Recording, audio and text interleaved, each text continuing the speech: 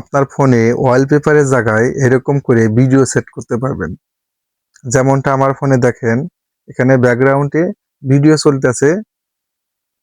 এখানে আপনি সব ধরনের কাজ করতে পারবেন। এটা হলো ব্যাকগ্রাউন্ডে যে ফটো সেভ করা থাকে, সেই জায়গায় আমার এখানে ভিডিও সেভ করে রেখেছি। আপনারা কিভাবে আপনার ফোনে এরকম করে কিভাবে ভিডিও সেট করবেন আপনার ফোনে, আজকের এই ভিডিওটি দেখলে আপনিও করতে পারবেন। এরকম করে আপনার পছন্দ ভিডিওগুলা ব্যাকগ্রাউন্ডে সেট আপ করে রাখতে পারবেন। যদি আমি এটা লকও করি, তাও আমার এখানে কোনো ব্যাকগ্রাউন্ডে ভিডিও বা যে ভিডিওটা আমি সেভ করে রেখেছি সেটা ক্লোজ হয়ে যাবে না, কেটে যাবে না। এই কাজটা করার জন্য আপনারা প্লে স্টোরে আসবেন। প্লে স্টোরে এসে একটা অ্যাপস ইনস্টল করবেন। প্লে স্টোরে এসে আপনারা এই যে লঞ্চারটা দেখতে পাচ্ছেন, এই লঞ্চারটা আপনারা ইনস্টল করে নেবেন। তো আমার ওপেন আছে, আমার নামানোর কোনো প্রয়োজন নাই।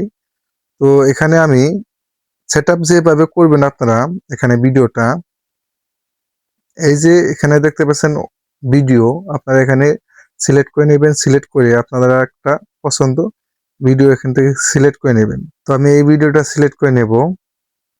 সিলেক্ট করে আমি এটা ওকে করে দেব। এখানে আনলক ফর ফ্রি, আমি এখানে ট্যাপ করে অ্যাডটা দেখার পরে আমার এটা আনলক হবে। তো আমি এটা স্কিপ করে দেব। অ্যাপ্লাই, আমি অ্যাপ্লাই এখানে হোম স্ক্রিন লক স্ক্রিন এখানে ট্যাপ করে দেব।